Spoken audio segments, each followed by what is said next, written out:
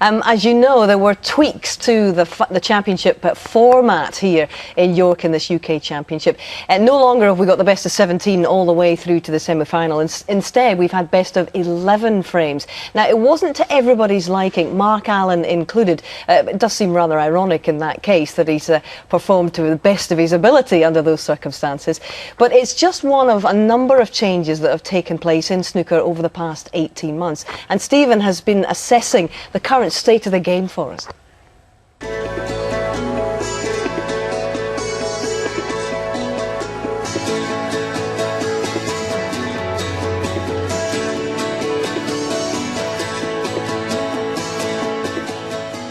The last time the UK Championships were in York was in 2006, just 5 years ago, but in snooker terms, a different era. History shows that nothing lasts forever, and it also tells us that when revolutions start, the world can change very, very quickly. Your appreciation for the runner-up, Stephen Hendry. I was in the final that year against Peter Ebdon, and our combined age at the time was 73. Fast forward half a decade, and you wouldn't need carbon dating to establish the age of tonight's two finalists, who add up to just 47, 7 years younger than Steve Davis. But it's not just the age of the leading players that has changed. The stage they're performing on is almost unrecognisable. Gone are the outside tables. Gone is the dividing wall. And gone are the two session matches over 19 frames. And you can now watch two single session matches over 11 frames.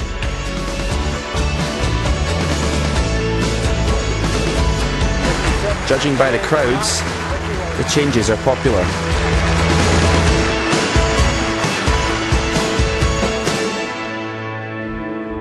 Shortening the UK to best of 11, frankly, to the man on the street, is great news. They buy a ticket, they see a result in one session. Every player gets on television instead of half the players. Therefore, they've got more commercial opportunities and more chance to be famous. But what do the players make of all the changes? Opinion, unlike the view of the tables, is divided. I think it's good, you know, because when the other fella's potting a lot of balls, I can watch the other game, you know. So, you know, I quite like that. It makes it quite hard to focus on your match, you know, because somebody's sort of on the other table knocking a big break. It's quite easy to sort of glance over and lose focus of your own game. It's best 11s, and everyone plays on the TV table. You know, there's other players in the tournament that, you know, probably would have been playing up the back in the cubicles, which, you know, if you get to a venue, we should be playing on TV. In previous tournaments with the UK, I felt like the odd first session where I felt a little bit flat because there's no result, you know, but with the best of 11s you can go out there and you know there's going to be a result. Me personally, I quite like it. I've really enjoyed the best of 11 format. I think it's been a success. I think the fact so many people have turned out to watch us, and I think part of that is because they're guaranteed to see a result. You know, they can come and watch the snooker, somebody's going to win and somebody's going to lose. We listen to our broadcast customers, we listen to our sponsors, because this is there are very tough times out there now economically for everybody in Europe, and yet we've bucked the trend. So 2 years, have we made some mistakes? Yes, of course.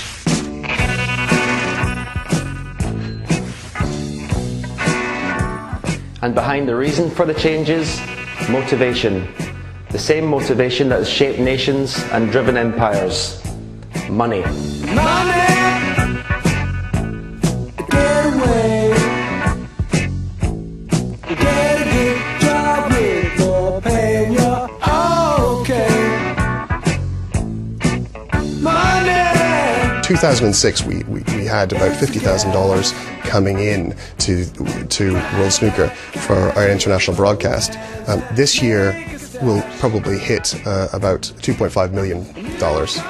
We've gone from 8 tournaments to 28 events around the world. The prize money got in a recession market. The prize money's gone from 3.5 million. Next year it'll be 7.5 million. These are staggering figures for a game that was moribund. That extra money is the result of a game that has gone truly global. The explosion of popularity in China no longer makes the headlines, but is still remarkable.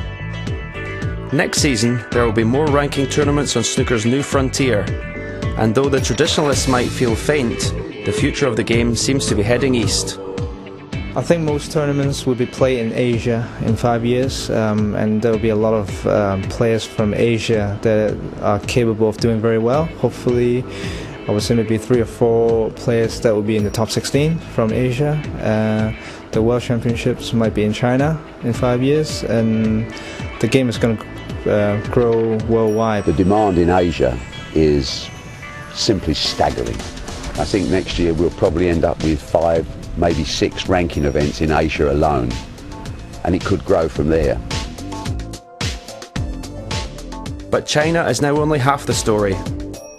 This season has seen tournaments as far afield as Brazil and Australia, and in Europe the snooker caravan has pulled up in Poland, Belgium and Germany.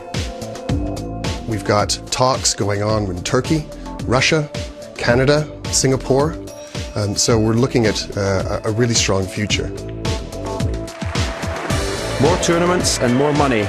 Who could be unhappy? Well, the answer is quite a few people. Because in this seemingly happy marriage between money and tournaments, there is a third person in the form of ranking points.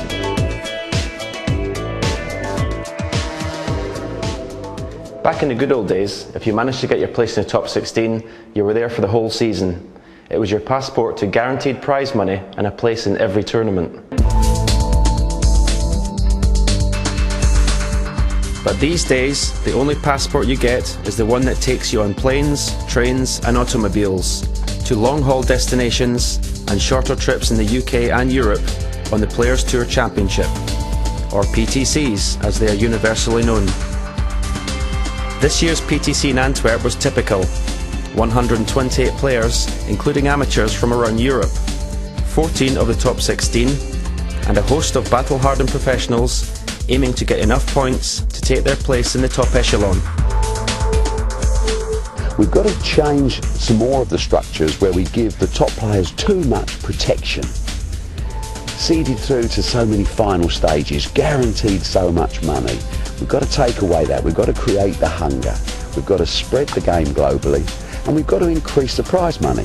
My aim is to get the prize money up to £10 million minimum, and to have a snooker tournament somewhere in the world every week. Not all the players are quite so enthusiastic about the scheduling or the prize money on PTCs. No, I enjoy the PTC events. The only thing I don't like is that you don't get paid in them, and sometimes you go to them and you lose money. But I like playing in them. I think they're great.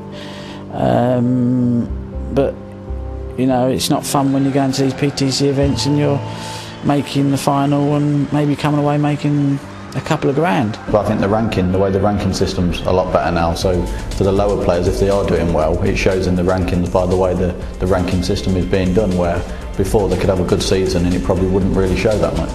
It's not really a criticism, but I just think the scheduling could be a little bit better, so we're not away like every week so often, because obviously I don't get to see much of my family and friends and stuff like that, but I know this is my job. This week in York, the murmurs of discontent turned into a one-man chorus of rebellion as Mark Allen fired a broadside at Barry Hearn and snooker's new world order. Not been one to shy away from speaking my mind, and I think that's what players need to start doing more of, because there's too many people that have said exactly what I said amongst themselves, but they're not man enough to say it to the public and say it to the journalists and have it documented. Obviously I've been criticised for swearing on TV or on the press conference, which I hold my hand up and say I shouldn't have done that. Obviously it's not setting a good example, but I stand by everything else that I said. Behind the headlines and the showmanship were some serious issues. Though going through established diplomatic channels might have been more productive and less contentious. Well, Mark Allen's comments were disappointing. Players' company, the WPBSA, they're also on our main board, and they also own 26%, by the way, of World Snooker, so we have to listen to them. And the Players' company, under Jason Ferguson's excellent leadership, actually has regular meetings with players so that we hear the views of the players before we make decisions. I have to tell you that Mark Allen has never once attended any of those meetings, so he obviously doesn't feel very strong enough about it to take the trouble to put his point to his own association. So what to make of it all? Well, your perspective probably depends on a number of factors. Your age, your ranking position, and your family commitments, amongst others. One thing is certain, the changes over the past 2 seasons amount to nothing less than a revolution in the structure of the game. And if you fail to adapt to the new environment, your days are numbered. Well, I think very few people rather can fundamentally criticise the changes that have taken place, that the prize money is going through the roof, the number of championships is almost